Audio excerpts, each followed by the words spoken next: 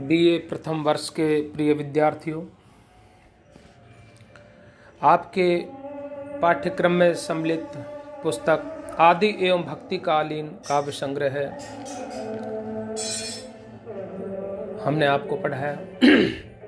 उसमें संकलित भक्त कवियों के बारे में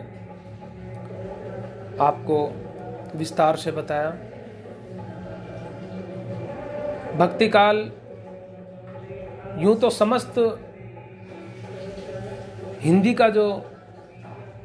हिंदी साहित्य का जो काल विभाजन है उसके बारे में हमने आपको बताया था। उनकी विशेषताएं, उनकी प्रवृत्तियां, उनकी समय सीमा, नामकरण का आपको विस्तार से हमने पढ़ाया, बताया कि हिंदी साहित्य के इतिहास को 4 कालों में विभाजित किया है: आदिकाल, भक्तिकाल, रीतिकाल और आधुनिक काल। आपके भक्तिकाल है जिसके बारे में हमने आपको बताया कि भक्तिकाल की 2 श्रेणियां थी भक्तों की, सगुण भक्ति और निर्गुण भक्ति।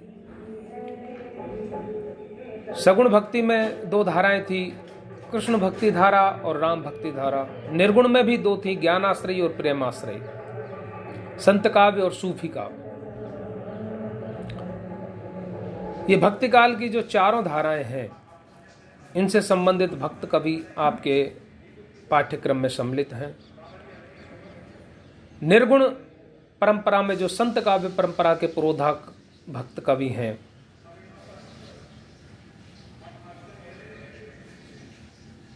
ज्ञानाश्रयी शाखा के कबीर दास जी, जिनके बारे में विस्तार से हमने आपको बताया,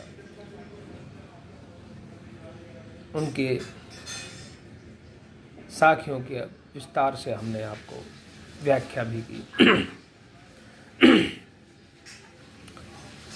सगुण भक्ति में राम भक्ति और कृष्ण भक्ति, तो राम भक्त तुलसीदास जी के बारे में और कृष्ण भक्त सूरदास, रस खान, मीरा जी, सबको हमने आपको विस्तार से पढ़ाया, नंददास जी। मैं आज सोच रहा था कि आप लोगों का कोर्स लगभग पूरा हो गया, परंतु मेरे अचानक दिमाग में आया कि निर्गुण संत परंपरा, निर्गुण काव्य जो है उसकी 2 धाराएं हैं, ज्ञानाश्रयी और प्रेमाश्रयी। तो प्रेमाश्रयी की विशेषताएं तो बता दी, सूफी संतों के बारे में आपको विस्तार से बता दिया कि कितने संत थे लगभग इस युग में, क्या क्या उनकी काव्य कृतियां थी, क्या विशेषताएं थी, कौन सी उनकी शैली थी। जैसे मसनवी शैली में उन्होंने लिखा, उनकी जो भाषा क्या थी, परंपरा क्या थी, हिंदू मुस्लिम एकता का उन्होंने किस प्रकार काम किया, प्रेमी कवि थे। परंतु आपके संकलित जो थे जायसी जी, वो लगभग छूट गए थे। तो आज हम आपको मलिक मोहम्मद जायसी के बारे में बताएंगे।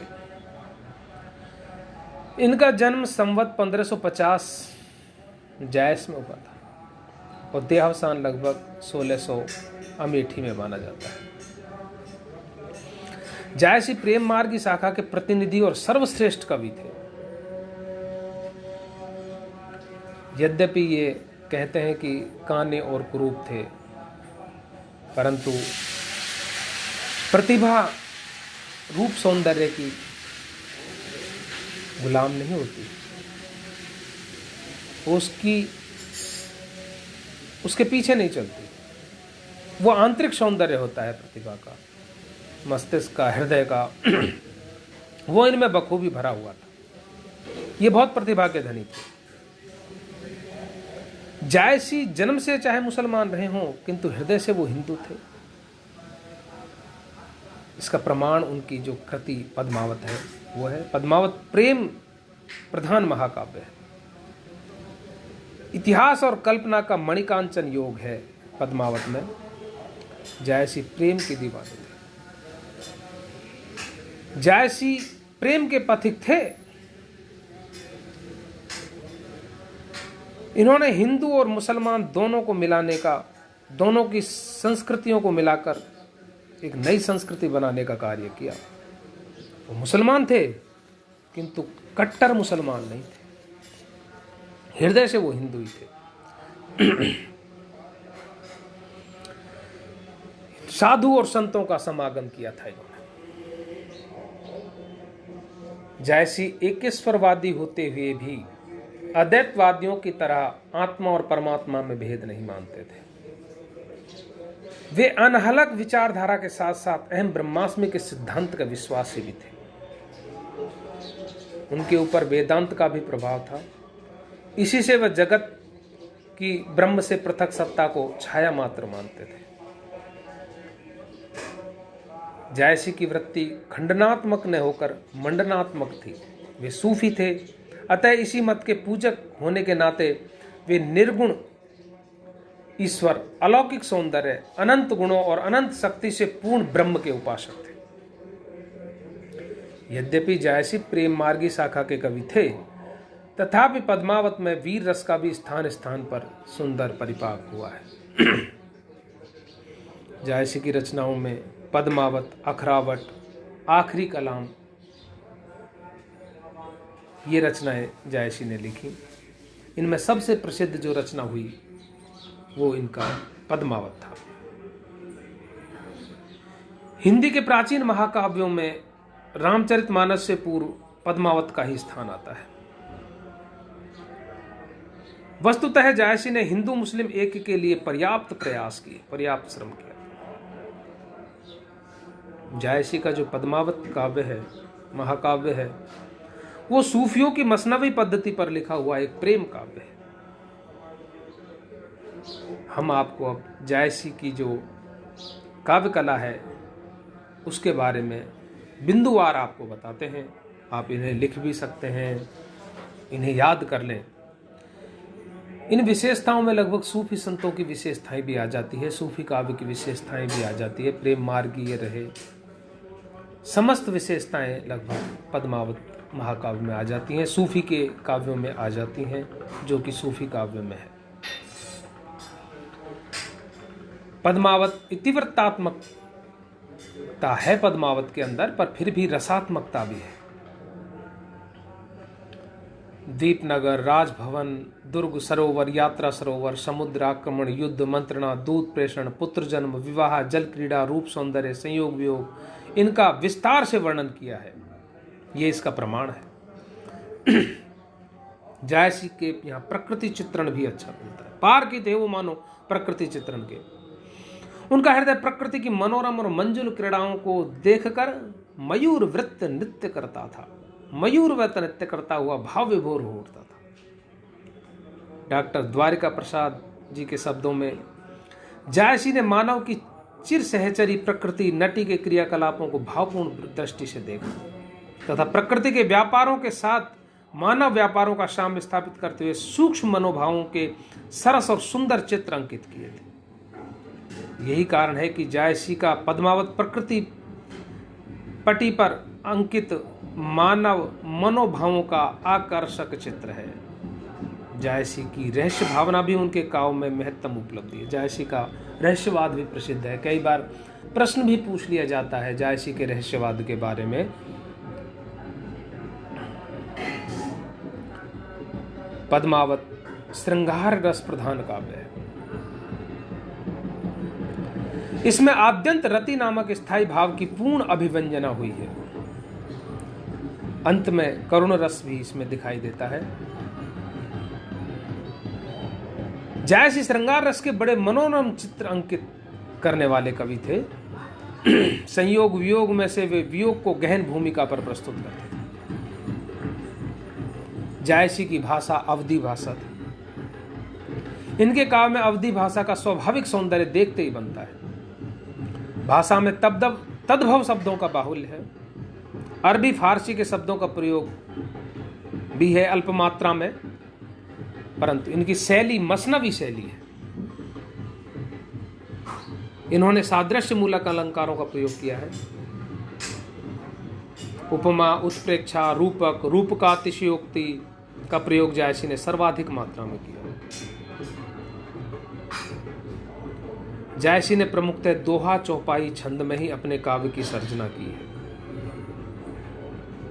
इस छंद पद्धति को डॉक्टर शंभुनाथ सिंह जी कड़वक छंद पद्धति कहा है। इनकी छंद पद्धति को कड़वक बद्ध छंद पद्धति कहा है डॉक्टर शंभुनाथ सिंह ने।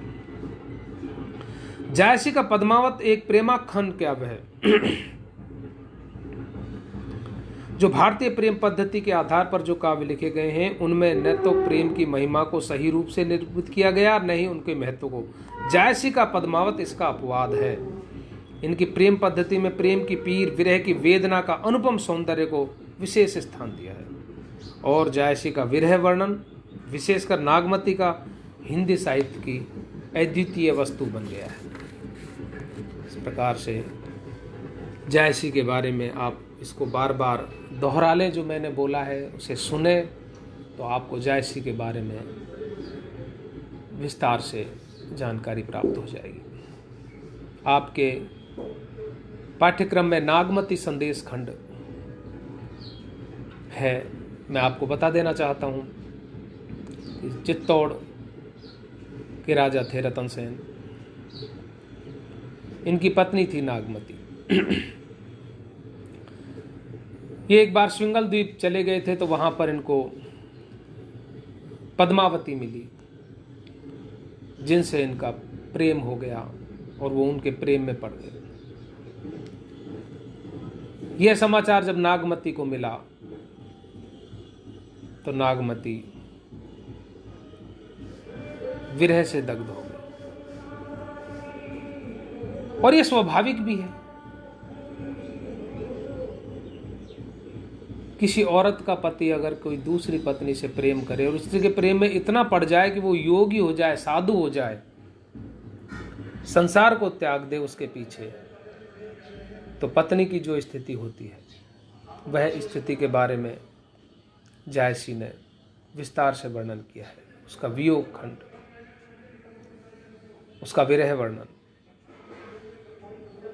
रानी पद्मावती जब वियोग से दग्ध थी तो उसकी वियोग की ज्वाला इतनी भड़की हुई थी कि वहां पर एक विहंगम, एक पक्षी बैठा हुआ था, उसके पंख जलने लगे। तो उसने पूछा कि भाई तू इतनी विरह में दग्ध क्यों है, जो तेरी विरह की अग्नि से मेरे पंख तक जल रहे हैं, तू बता अपने विरह के कारण। तब पद्मनी ने उसको जवाब दिया कि जिसका पति चला गया हो वो औरत कैसे सो सकती है, कैसे खुश रह सकती है।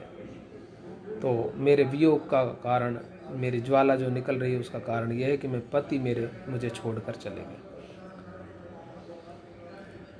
वो कथा विहंगम को सुनाती है, पक्षी उस कथा को सुनता है, फिर ये संदेश ले जा करके राजा को देता है।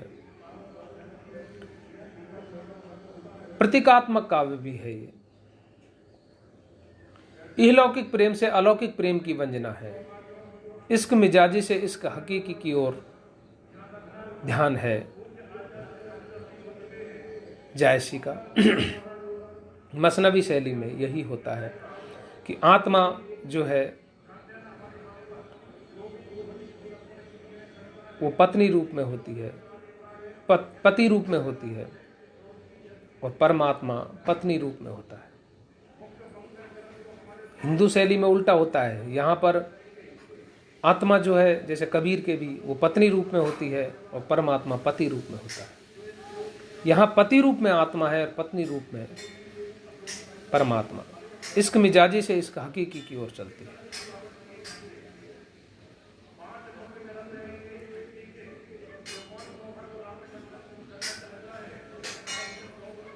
अब इसके जो संदेश खंड है इसके बारे में हम आपको अगले वीडियो में हिंदी अनुवाद करके इनकी व्याख्या करके बताएंगे। तब तक के लिए धन्यवाद।